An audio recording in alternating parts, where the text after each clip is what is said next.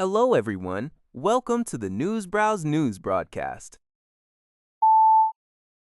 North Korean leader Kim Jong-un announced that Pyongyang has finalized a plan to exponentially strengthen its nuclear forces. According to a report by the North's official Korean Central News Agency, KCNA, monitored by Yonhap News Agency on June 4, 2026. The urgent announcement comes amid heightened regional tensions and ongoing concerns over North Korea's nuclear ambitions. While further details of the plan were not immediately disclosed in the initial dispatch, the declaration underscores Pyongyang's persistent commitment to bolstering its nuclear deterrence capabilities. According to Asahi Shimbun, NATO Secretary General Mark Rutte and representatives from all 32 member countries visited Ukraine's capital, Cuba, on June 3rd. They attended the NATO-Ukraine Council to demonstrate solidarity and pledge continued, strengthened support for the nation. During the council, Ukrainian President Volodymyr Zelensky highlighted the devastating impact of recent Russian attacks, including a massive assault on June to 43 people. Zelensky emphasized that Russia's frequent and large-scale missile strikes represent the greatest threat currently facing Ukraine. Consequently, he urged NATO to provide consistent air defense assistance, specifically calling for accelerated deliveries and an increased supply of interceptor missiles, capable of countering both cruise and ballistic missiles. Following the meeting, Secretary General Rutte reiterated NATO's commitment to standing with Ukraine. According to a report by Xinyu Onet, the Central Bank of Cuba announced on Wednesday that payment services operated by Visa and Mastercard will cease functioning in the country starting June 6.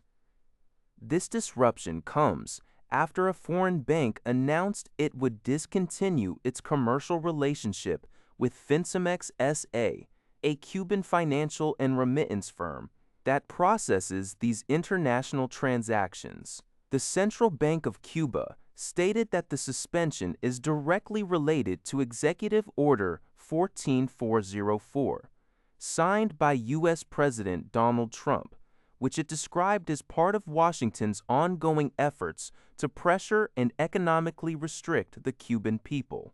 As a result of this decision, Cuba will be unable to receive income from the sale of goods and services processed through international payment cards like Visa and Mastercard.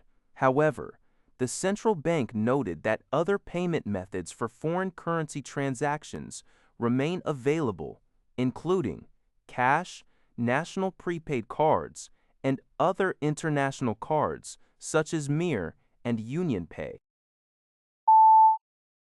According to NBC News, artificial intelligence startup Anthropic has filed for an initial public offering, IPO, setting up a high-stakes race against its primary rival, OpenAI, to become the next trillion-dollar AI company to go public.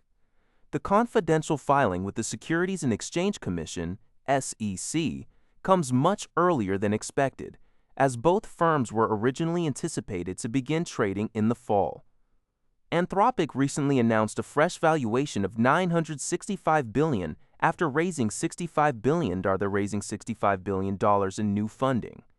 A trillion-dollar market debut would rank Anthropic among the world's most valuable companies, representing one of the largest IPOs in history, trailing only SpaceX and Saudi Aramco. Analysts suggest that being the first to enter the public markets is crucial, as both Anthropic and OpenAI will soon seek tens of billions of dollars to fund massive data centers. A historical precedent from 2019 shows that Lyft, which went public before Uber, fared much better in its immediate aftermath. For Anthropic's founders, who are former OpenAI employees, beating their rival to the public markets represents a significant milestone while unlocking major financial returns for existing shareholders. According to a report by NPR, A bipartisan majority in the Republican-led U.S. House of Representatives has voted to end the military conflict with Iran. The House passed a war powers resolution by a vote of 215 to 208, representing a direct rebuke of President Donald Trump's handling of the conflict, which began with U.S. and Israeli airstrikes in late February. 4 Republican lawmakers joined Democrats to support the measure, arguing that the administration has exceeded the 60-day limit for unauthorized hostilities under the other 1973 War Powers Act. Opponents of the resolution, including House Speaker Mike Johnson, defended the president's actions, arguing they were necessary to protect national security. Despite its passage in the House, the resolution is widely seen as symbolic. Efforts to pass a similar measure in the Republican-led Senate have struggled to secure enough support, and even if it were to pass both chambers, President Trump would almost certainly veto it. Nevertheless, the vote highlights growing legislative frustration over the lack of a clear exit strategy as skirmishes between the U.S. and Iran persist. That's all for this video. Thank you for watching. See you in the next video.